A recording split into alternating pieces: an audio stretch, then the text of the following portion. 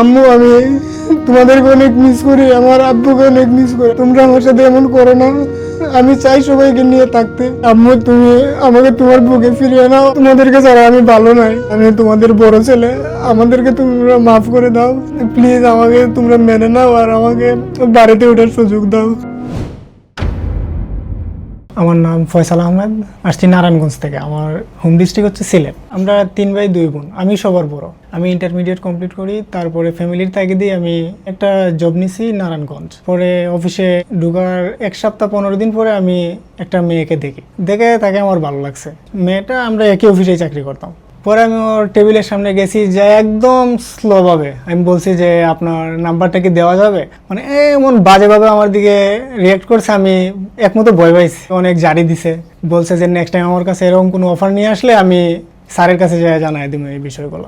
আমি আবার চলে আসছি, আমিও হালচারই নেই। প্রায় 1 মাস কেটে গেছে। এরপরে একদিন আবার আরেকবার যাই তার কাছে, গিয়ে বললাম যে আপনার সাথে আমার কিছু কথা আছে, যদি আমার কথা আপনার ভালো না লাগে আমি কথা দিতেছি আমি নেক্সট টাইম আপনার চোখের সামনেও পড়বো না, ইভেন আমি এই অফিস থেকে চলে যাব, যাতে আপনার চোখের সামনে আমার পড়া না লাগে।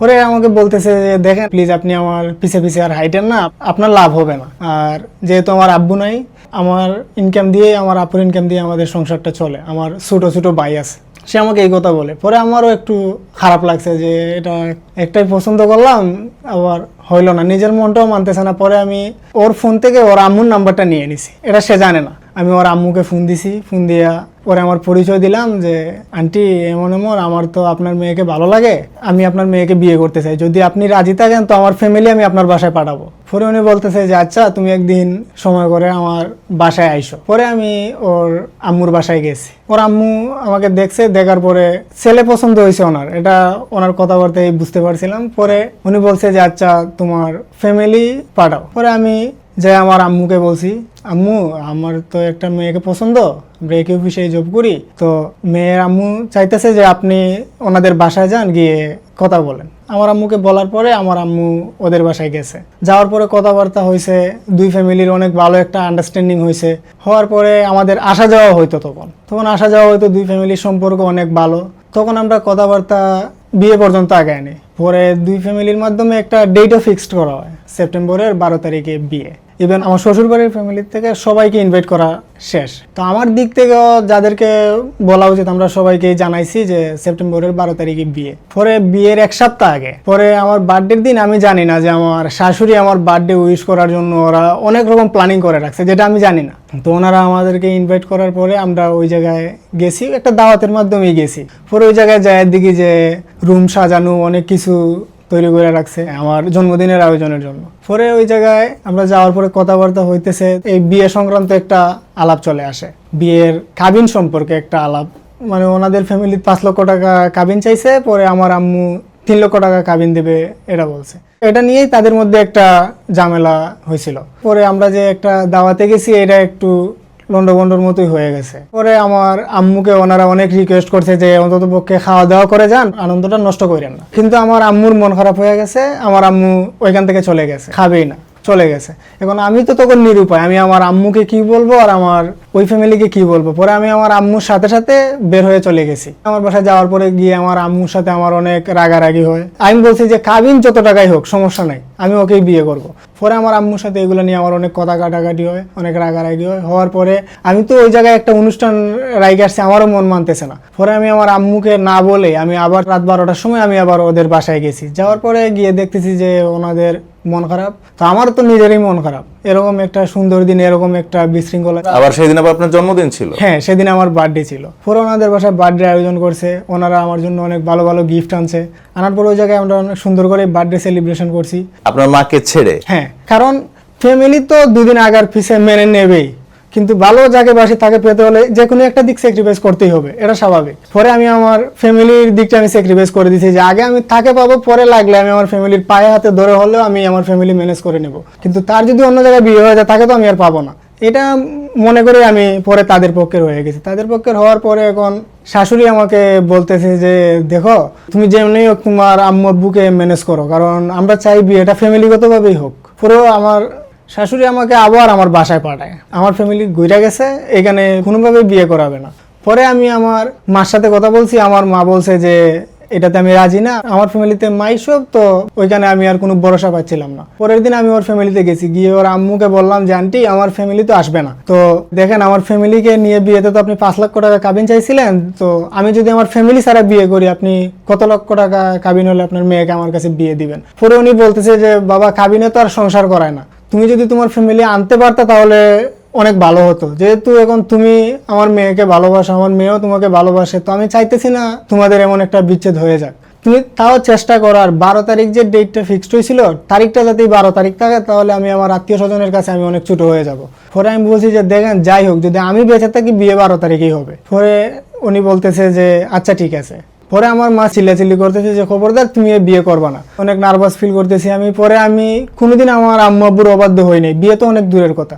পরে আমার যখন আমি পারতেছি না, দেখতেছি যে আমার চোখের সামনে আমার ভালোবাসা হারিয়ে যাবে, পরে আমি কি করব? পরে আমি আমার নানুকে বিষয়টা জানাই। পরে ওই দিক থেকে আমি আমার নানার বাড়ির থেকে একটু সাপোর্ট পাইছি। আমি বিয়েতে তো অনেক টাকা পয়সার দরকার ছিল, আমার ফ্যামিলি তো আমার সাথে ছিল না, তো বিয়ের তো অনেক খরচ আছে, আমার হাতেও তেমন টাকা পয়সা ছিল না, বিয়ের আর 2 দিন বাকি। পরে আমার শাশুড়ি তো বুঝতে পারতেছে যে ছেলে একা একা বিয়ে করবে কি নাকি। পরে আমার শাশুড়ি আমাকে ফোন দিয়ে বলতেছে যে তুমি একটু আমার বাসায় আসো। পরে আমি গেছি, যাওয়ার পরে উনি আমার হাতে একটা টাকার বান্ডিল দিছে, দিয়ে বলতেছে যে তোমার যা যা কেনাকাটা প্রয়োজন তুমি এটা দিয়ে করো। পরে আমি তো নিতে চাইতেছি না, শাশুড়ি আমাকে বলতেছে যে দেখো এটা তুমি আমার কাছ থেকে দাঁড় হিসেবে নিয়ে নাও, সমস্যা নাই, যেদিন তোমার টাকা হবে তুমি সেদিন আমাকে দিয়ে দিও, সমস্যা নাই। অনেকগুলা টাকা দিছে, দেওয়ার পর এই টাকা দিয়েই মূলত আমার বিয়ের শপিং আদার্স খরচ সবকিছু এই টাকা দিয়েই হয় আমার।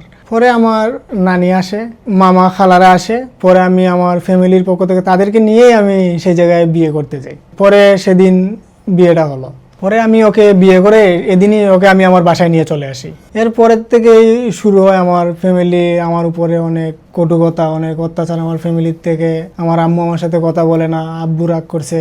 পরে আমার ফ্যামিলি আমার সাথে এমন খারাপ ব্যবহার শুরু করছে, আমার ওয়াইফের সাথেও টুকটাক খারাপ ব্যবহার করতেছে। পরে আমি এটা মানতে না পারি, আমি একটা আলাদা বাসা নেই এবং আমার ফ্যামিলির থেকে আমি আলাদা হয়ে যাই। বিয়ের 1 মাস পর আমি বাড়ির থেকে বের হয়ে গেছি। হয়ে যাওয়ার পরে পরিবারের বড় ছেলে আপনি? হ্যাঁ, আমি ফ্যামিলির বড় ছেলে। এদিকে আমারও তো মন মানে না, ফ্যামিলির বড় ছেলে, এদিকে আমি ঠিক মতো মা বাবার দায়িত্ব নিতে পারতেছি না।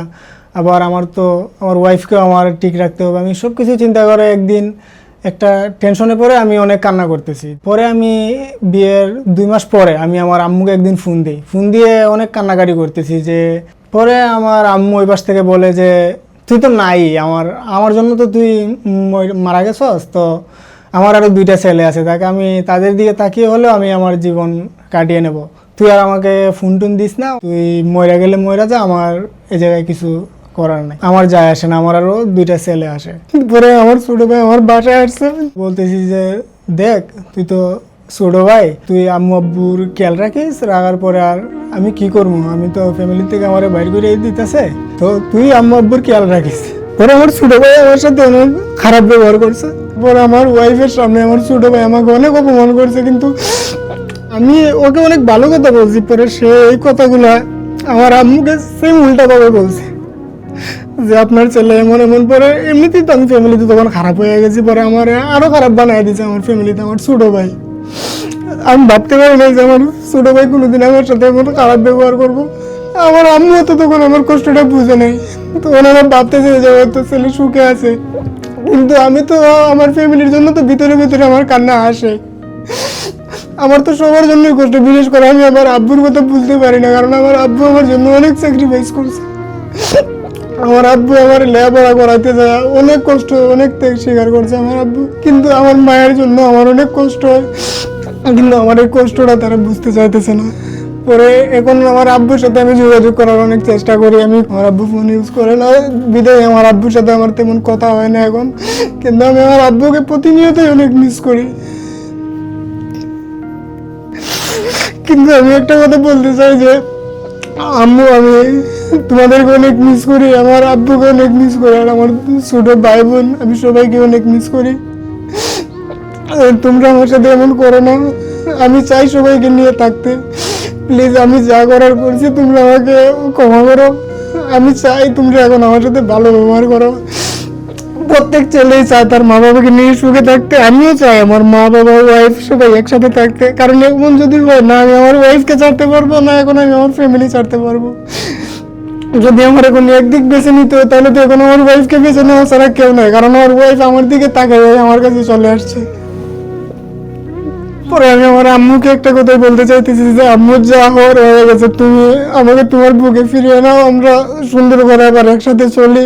আমার মন চায় আমি সবাইকে নিয়ে চলতে, যা হওয়ার তো হয়ে গেছে, প্লিজ এবার সবাই মিলে চলুন, আমরা আবার একসাথে চলি। তোমাদেরকে ছাড়া আমি ভালো নাই, আমি আমার আব্বুকে অনেক মিস করতেছি। আপনি কি চেষ্টা করেছিলেন তারা যেন একসাথে থাকতে পারে? জি, আমার কাছে থেকে সবকিছু দূরে রাখে, আমার কাছে কোনো কিছু শেয়ার করে না। আমি বুঝাই যে ফ্যামিলির সাথে ভালো সম্পর্ক লাগুক, ফ্যামিলিরও বুঝাই আমি। আমি আমার মাকে একটা কথাই বলতে চাই যে আমি তোমাদের বড় ছেলে, আমাদেরকে তোমরা মাফ করে দাও, আর আমাকে এখনো তোমরা মেনে নাও। আমার দিকে তাকিয়ে হলো, আমার ওয়াইফের দিকে তাকিয়ে হলো, তোমরা এখন আমাদের সম্পর্কটা মেনে নিয়ে সুন্দর করে আমাদেরকে নিয়ে চলার একটা সুযোগ দাও। আমি কথা দিতেছি, আমি কোনোদিন আমার আম্মু আব্বুর সাথে আমি খারাপ ব্যবহার করব না। টাকা পয়সার জন্য বলতেছি না, কারণ আমি আমার বাবা মাকে ছাড়া ভালো নেই, ভাই বোন ছাড়া আমি ভালো নেই। আমি চাইতেছি যে আমি আমার বাবা মা ভাই বোন সবাইকে নিয়ে একসাথে থাকতে, এই একটা কারণে চাইতেছি। প্লিজ আমাকে তোমরা মেনে নাও, আর আমাকে বাড়িতে ওঠার সুযোগ দাও, আমাকে বাপ মায়ের সেবা করার সুযোগ দাও, স্ত্রীকেও তোমাদের সেবা করার সুযোগ দাও।